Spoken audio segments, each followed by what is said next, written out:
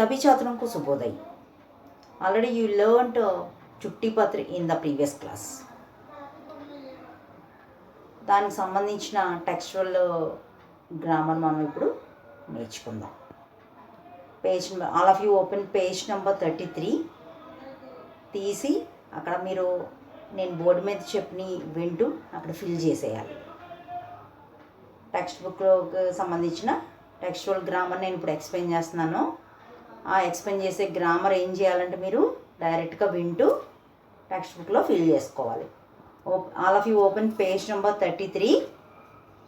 All of you look at the board and listen to me. చూడండి, page number 33 open చేస్తారు కదా students. చూడండి, పడో. పడో అంటే చదువుము అని అర్థం, లేదా చదవండి అని అర్థం. చూడండి, ఆ క్వశ్చను చూడండి. నిమ్న వాక్యం కో పढ़कर क्रम में लगाओ.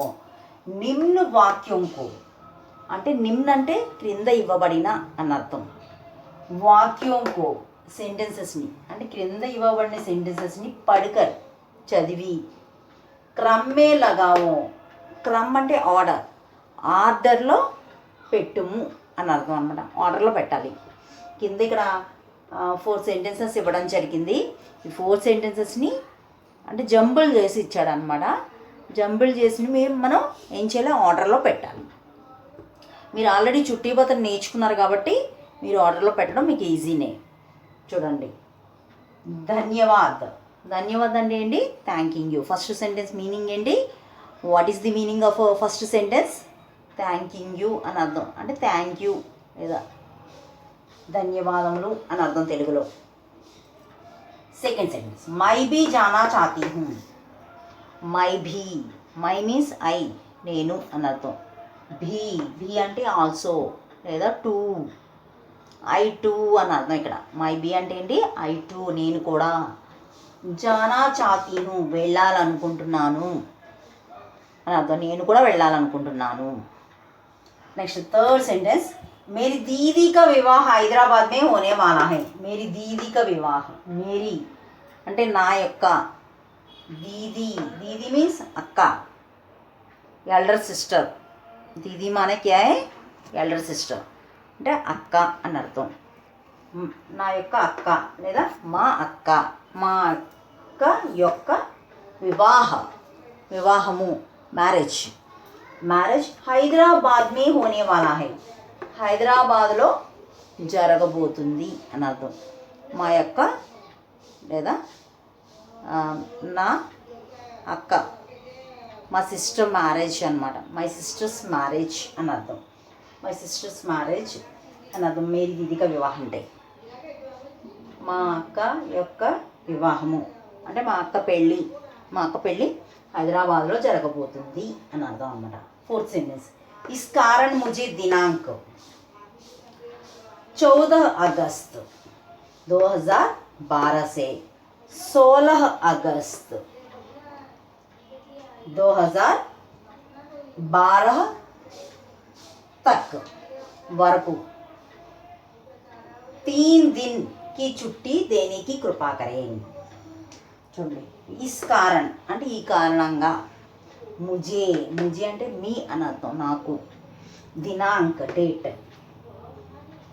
14th ఆగస్ట్ అనమాట. August 14th. 2012 అంటే 2012 నుంచి. సే అంటే నుంచి, నుండి అని అర్థం, నుంచి. 16 ఆగస్ట్ అంటే ఆగస్టు 16th. 2012 తక్ 2012 వరకు. తక్ అంటే టిల్ అని అర్థం, వరకు అని అర్థం. 3 दिन, 3 दिन माने 3 days की छुट्टी देने की कृपा करें. సెలవు, చుట్టి మానే లీవ్, దేనే की कृपा करें ఇవ్వాలని కోరుకుంటున్నాం అని అర్థం. అంటే దయచేసి సెలవు ఇప్పించండి అని అర్థం ఇక్కడ. అంటే please grant me leave for 3 days అని అర్థం అనమాట. ఇప్పుడు ఈ 4 సెంటెన్సెస్ ఉన్నాయి కదా, ఈ 4 సెంటెన్సెస్ ఆర్డర్లో పెట్టాలన్నమాట. ఫస్ట్ ఏది వస్తుంది అనేది చూసుకోవాలి. ఫస్ట్ ఏమొస్తుంది, ధన్యవాద్ అనేది కాదు, మై భీ జానా చాతీ కాదు, మేరీ దీదీ కా వివాह हैदराबाद में होने वाला है. 4th सेंटेंस చూడండి, इस कारण मुझे दिनांक ఈ కారణంగా అనమాట. చూడండి ఫస్ట్ ఏమొస్తుంది, ఇది వస్తుంది. మేరీ దీదీ కా వివాహ హైదరాబాద్ మే హోనే వాలా హై అనేది ఫస్ట్ వస్తుందన్నమాట. ఇది 1, ఈ 1 అనమాట ఫస్ట్ సెంటెన్స్ అది. నెక్స్ట్ ఇది అయిపోయింది కదా, ధన్యవాద్ మై బీ జానా చాతీ హూ ఇస్ కారణం ముజే. తర్వాత ఏ సెంటెన్స్ వస్తుంది, ఈ 4 సెంటెన్సెస్లో మా అక్క యొక్క వివాహం జరగబోతుంది, నేను వెళ్ళాలనుకుంటున్నాను, మా ఇంట్లో వాళ్ళందరూ వెళ్తున్నారు, నేను వెళ్ళాలనుకుంటున్నాను అనేది నెక్స్ట్ సెంటెన్స్ వస్తుంది అనమాట. మై బీ జానా చాతీ హూ అనేది నెక్స్ట్ వస్తుంది అనమాట, సెకండ్ సెంటెన్స్ ఇది. 2, దీనికి 2.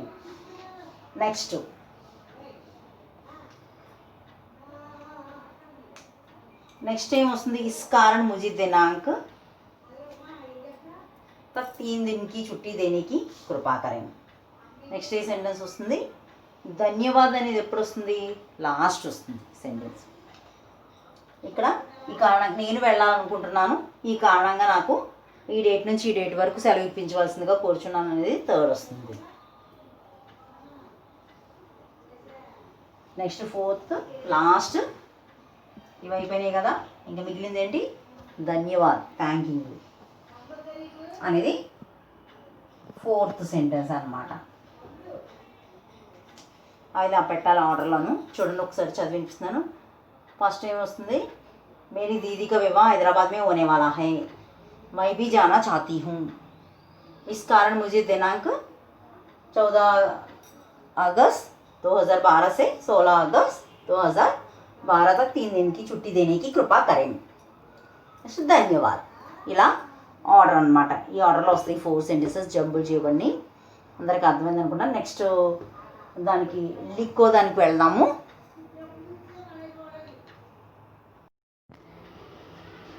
స్టూడెంట్స్ నెక్స్ట్ చూడండి, ఆ 33 పేజ్లోనే లికో. లికో అంటే వ్రాయము అని అర్థం, రాయండి, రాయము మరియు రాయండి అని అర్థం అనమాట లికో అంటే.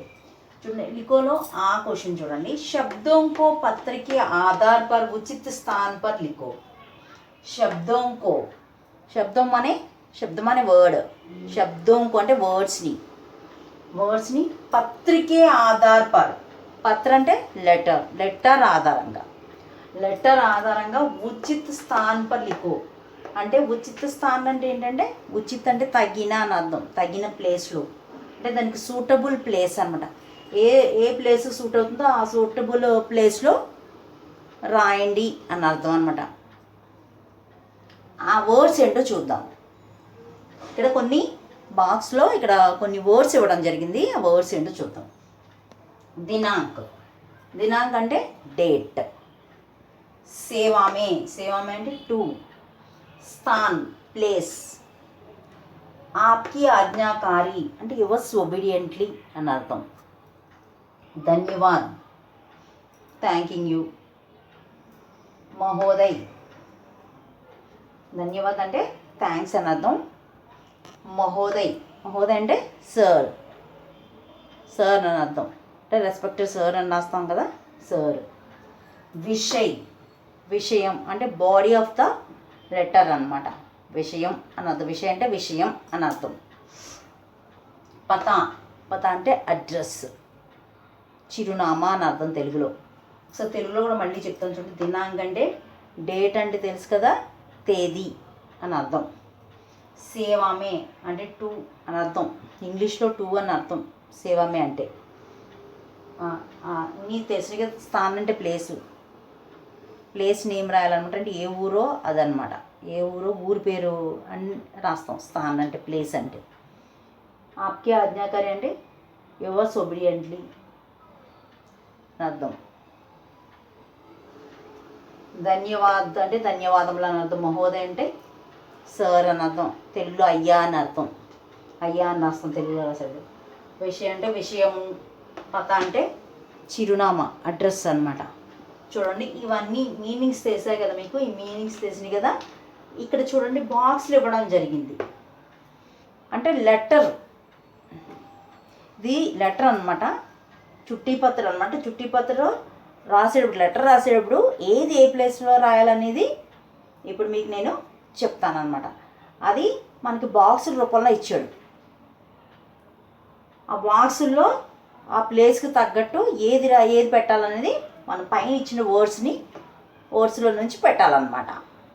చూడండి, ఫస్ట్ ఇది మన లెటర్ రాసేటప్పుడు ఎప్పుడు కూడా రైట్ సైడ్ కార్నర్లో ఫస్ట్ రాస్తాం కదా.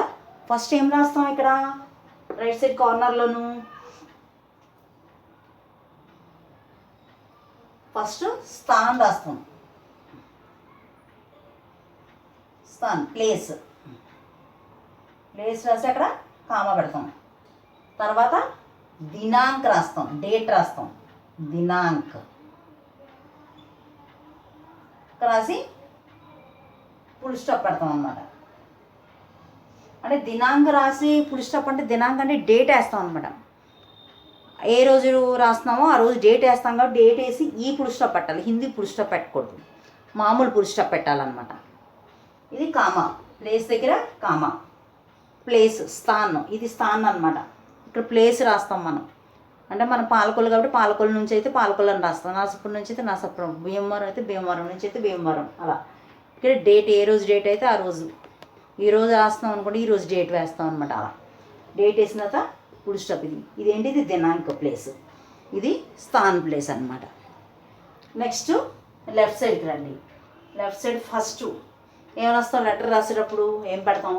ఇక్కడ మనం దినాంకు స్థానం రాసేసాం కదా. నెక్స్ట్ ఏమున్నాయి చూడండి. నెక్స్ట్ చూసి ఇక్కడ ఏం రాయాలో చూడండి. ఏం రాస్తాం నెక్స్ట్? ఇంగ్లీష్లో అయితే 2 అని పెడతాం కదా. నెక్స్ట్ లెఫ్ట్ సైడ్ కార్నర్కి వచ్చినప్పుడు రాగానే ఫస్ట్ మనం ఏం రాస్తాం? 2 అని రాస్తాం ఇంగ్లీష్లో అయితే కదా. అదే హిందీలో అయితే ఏం రాస్తాం? సేవామే. ఏం రాస్తాం? ఈ సేవామే అనేది ఇక్కడ ఉండాలన్నమాట. సేవామే.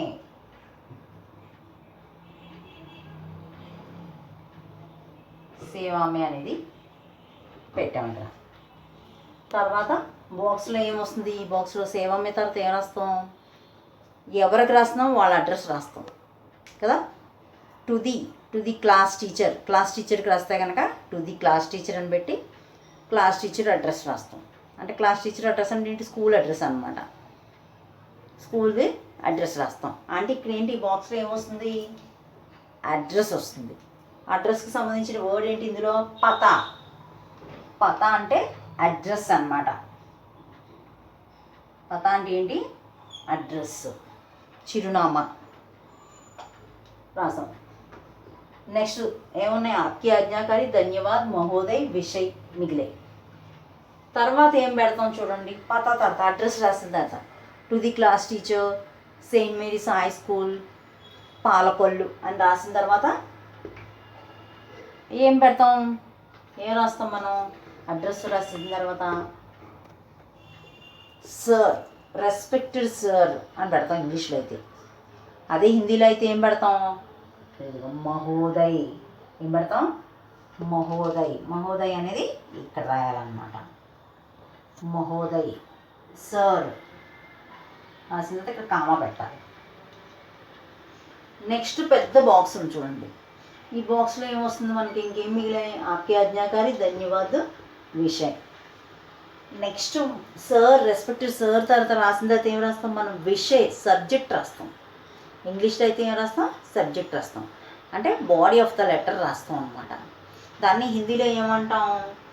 విషయ్ అంటాం. ఏమంటాం? విషయ్. ఆ విషయ్ అనేది ఇక్కడ వస్తుంది అనమాట, విషయ్.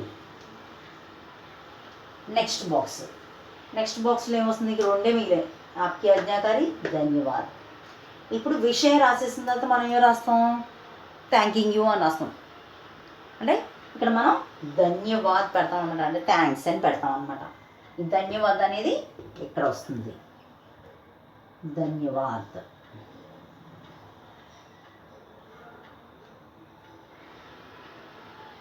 పెడతాం ధన్యవాద్.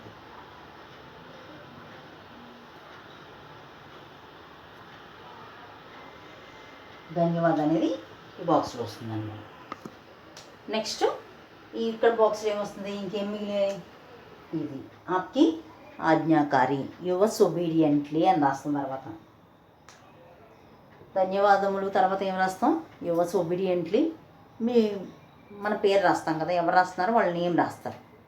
యువర్స్ ఒబీడియంట్లీ అని రాసి ఆ యువర్స్ ఒబీడియంట్లీ అనేది ఇక్కడ రాయాలన్నమాట. అంటే దాన్ని ఏమంటారు హిందీలో, ఆప్కి ఆజ్ఞాకారి, ఆప్కి ఆజ్ఞాకారి, యువర్స్ ఒబీడియంట్లీ స్టూడెంట్ అని రాస్తాం అనమాట. ఇక్కడ కామా పెట్టాలి. ఇవి ఈ డేటు ఇవన్నీ కూడా సేవామే స్థానం ఇవన్నీ కూడా ఏ ప్లేస్లో ఏమి రాయాలో అర్థమైంది కదా అందరికీ. ఏంటి లెటరు ఈ మెథడ్లో రాయాలన్నమాట. లెటరు ఇలా ఈ ఆకారంలో రాయాలన్నమాట. అంటే ఆ కార్నర్లోనేమో ప్లేసు డేటు వస్తాయి రైట్ సైడ్ కార్నర్లో, లెఫ్ట్ సైడ్ ఏమో టు ద క్లాస్ టీచర్ నుంచి స్టార్ట్ చేయాలి. అంటే 2 నుంచి స్టార్ట్ చేస్తాం. 2 అంటే సేవామే అని, తర్వాత అడ్రస్సు, తర్వాత సార్ అని సంబోధించాలి. సంబోధించి విషయం రాస్తాం. తర్వాత బాడీ ఆఫ్ ద లెటర్ రాస్తాం. తర్వాత ధన్యవాదములు, తర్వాత ఆప్కి ఆజ్ఞాకారి యువర్స్ ఒబీడియంట్లీ ఛాత్ర, అదే ఆప్కి ఆజ్ఞాకారి ఛాత్ర అని పెట్టి స్టూడెంట్ నేమ్ రాయాలన్నమాట. ఇది ఇలా రాయాలి లెటర్ అనేది. అవి ఎక్కడెక్కడ పెట్టాలి ఏంటో అర్థమైంది కదా అందరికీ. నెక్స్ట్ పేజ్లో ఉన్న గ్రామర్ పార్ట్ మనం వెళ్దాం. ఇప్పుడు స్టూడెంట్స్ మనకి టెక్స్ట్ బుక్ పేజ్ నెంబర్ 34లో ఇవ్వబడిన వ్యాకరణం ఇప్పుడు మనం నేర్చుకుందాం. All of you open page number 34. 34లో ఉన్న వ్యాకరణం చూడండి అందరూ, వెంటనే ఫిల్ చేయండి, వింటూ ఫిల్ చేసేయండి.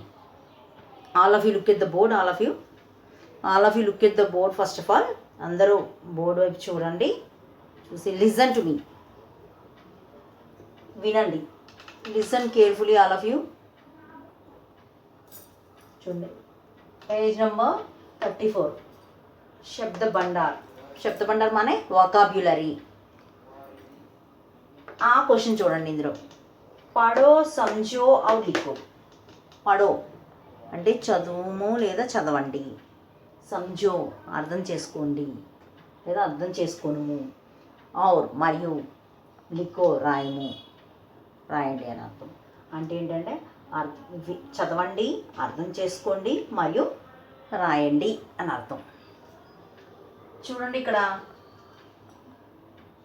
కొన్ని వర్డ్స్ ఇచ్చారు చూడండి, ఒక 2 లైన్స్ వర్డ్స్ ఇచ్చారు చూడండి.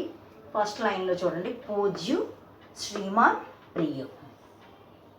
సెకండ్ లైన్ మిత్రు పితాజీ అధ్యాపక్.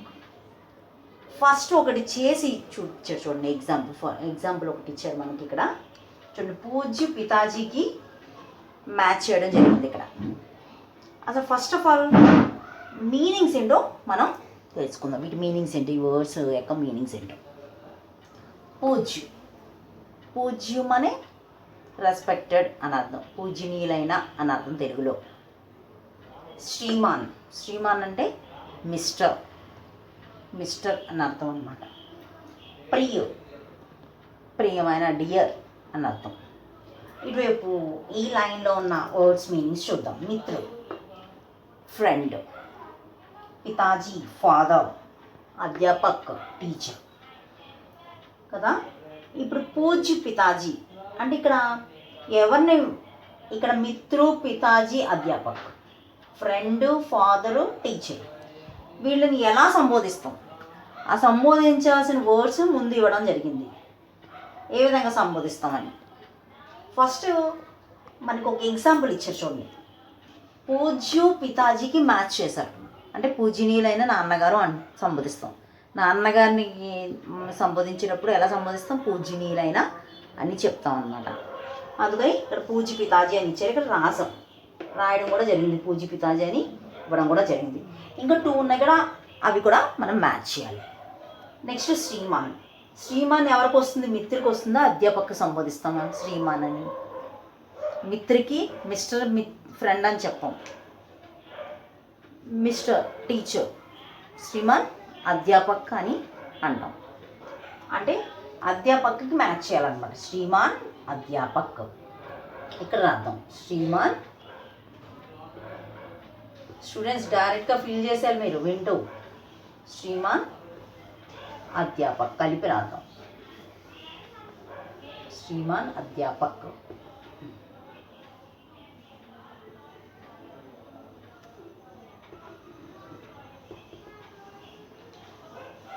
నెక్స్ట్ ఇంకేంటి? ప్రియ మిత్ర, డియర్ ఫ్రెండ్. ఫ్రెండ్ ఎలా సంబోధిస్తాం? డియర్ అని సంబోధిస్తాం. అంటే ప్రియ మిత్రు, ప్రియమిత్రని రాద్దాం.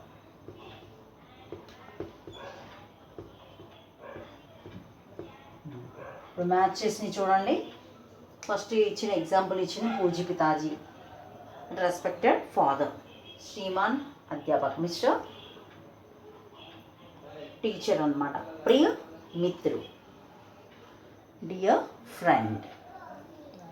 नेक्स्ट చూడండి, परिवार के सदस्यों के नामों से रिक्त स्थान भरो. परिवार के सदस्यों के नामों से అంటే ఫ్యామిలీ యొక్క మెంబర్స్. సదస్సు అంటే ఏంటి? మెంబర్స్. పరివారం అంటే ఫ్యామిలీ. ఫ్యామిలీ యొక్క మెంబర్స్ యొక్క నేమ్స్. నామం అంటే నేమ్స్. నేమ్స్తో రిక్త స్థాన్ భరో.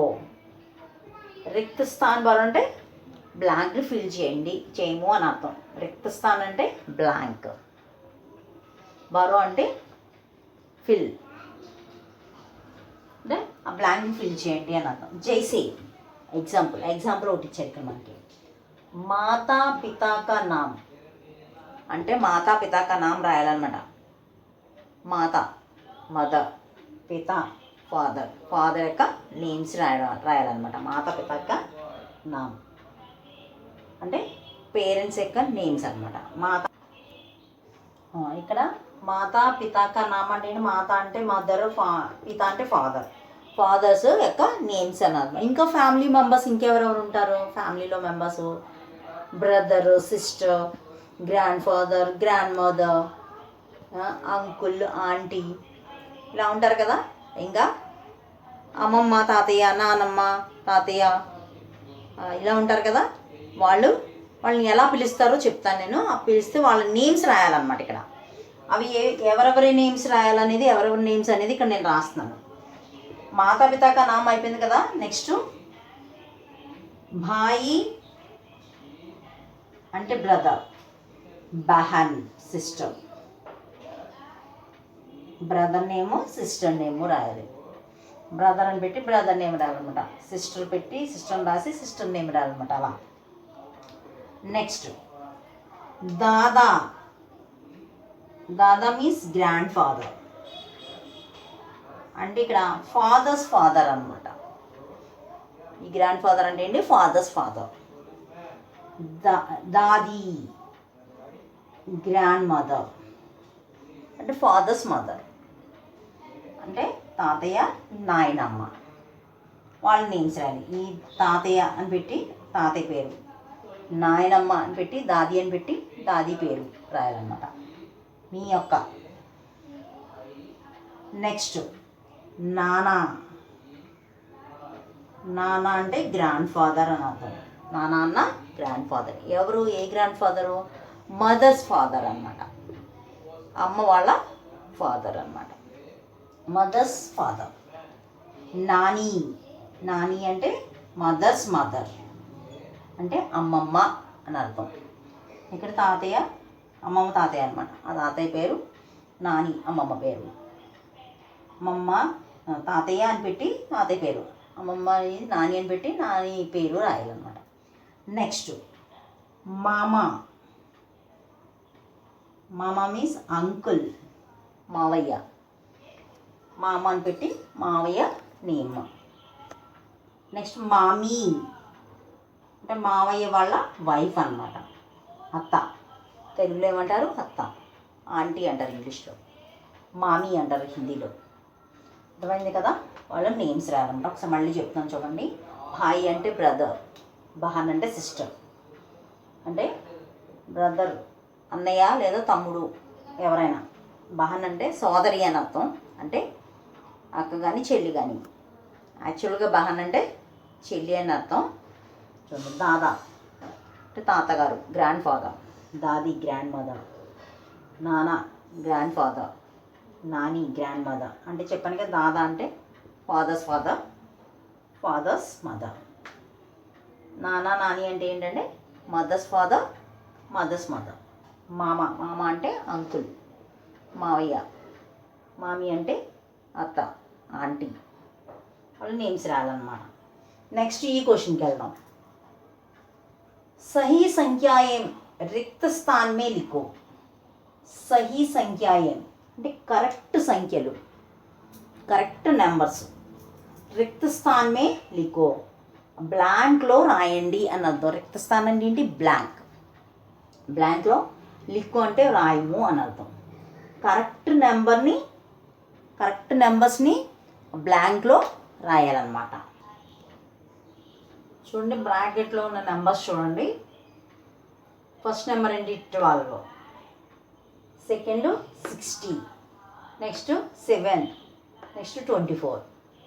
వాటిని హిందీలో ఏమంటారో తెలుసుకుందాం ఇప్పుడు. 12 ఏమంటారు? 12 అంటారు. 12 ఏమంటారు? 12. హిందీలో 12 అంటారు. 60 ఏమంటారు? 60 అంటారు. 7 ఏమంటారు? 7 ఏమంటారు? 7. 24 ఏమంటారు? 24 అంటారు. ఈ నెంబర్స్ని కింద మనకి 4 బ్లాంక్స్ ఇవ్వడం జరిగింది. ఈ బ్లాంక్స్లో సూటబుల్ నెంబర్తో మనం ఆ బ్లాంక్ని ఫిల్ చేయాలన్నమాట. చూడండి, ఫస్ట్ బ్లాంక్ చూద్దాం.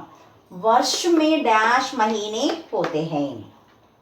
వర్ష అనే ఇయర్ అంటే ఇయర్లో అంటే సంవత్సరంలో అని అర్థం. సంవత్సరంలో డాష్ మహీనే పోతే హై. మహీనే మానే మంత్స్. పోతే హై ఉంటాయి అన్నమాట. అంటే సంవత్సరంలో డాష్ నెలలు ఉంటాయి అని అర్థం. అంటే సంవత్సరానికి డాష్ నెలలు ఉంటాయి అని అర్థం అనమాట. సంవత్సరంలో ఎన్ని నెలలు ఉంటాయి? సంవత్సరానికి ఎన్ని నెలలు? ఎన్ని మంత్స్? ఇయర్కి ఎన్ని మంత్స్? 12 మంత్స్. 12 అనే నెంబర్ ఇక్కడ వేయాలన్నమాట.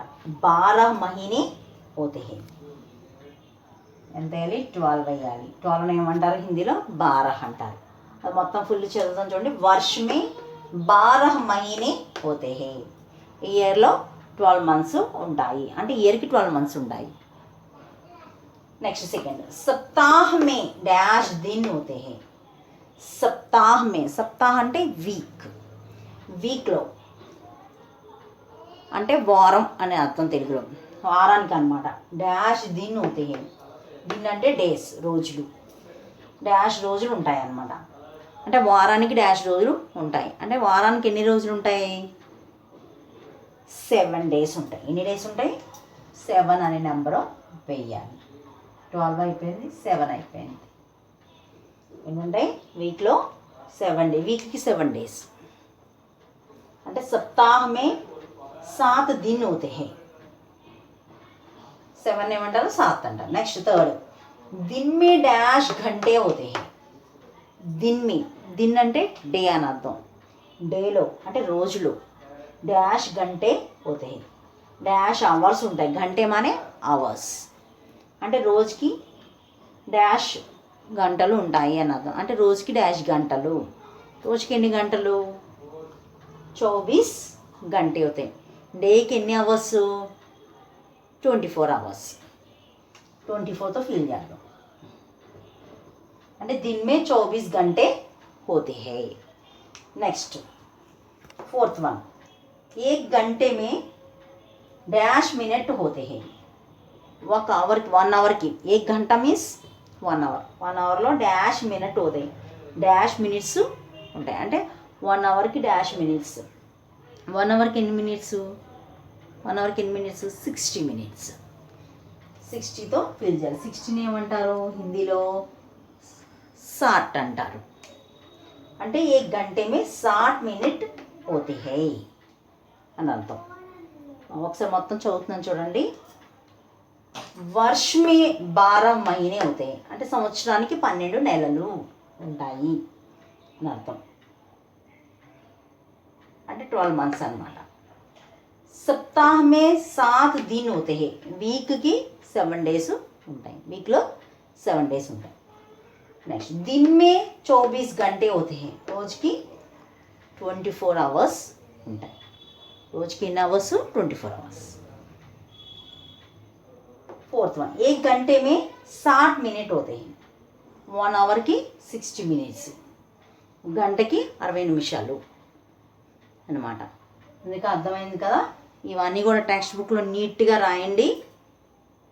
టెక్స్ట్ బుక్లో అందరూ కూడా ఫిల్ చేసేయాలమ్మా. స్టూడెంట్స్ అందరూ ఫిల్ చేయండి. ఇప్పుడు వీడియో చూస్తూనే మీరు ఫిల్ చేసేయాలి. అందరికీ అర్థమైంది కదా ఈ textual grammar. Thanks for watching this video.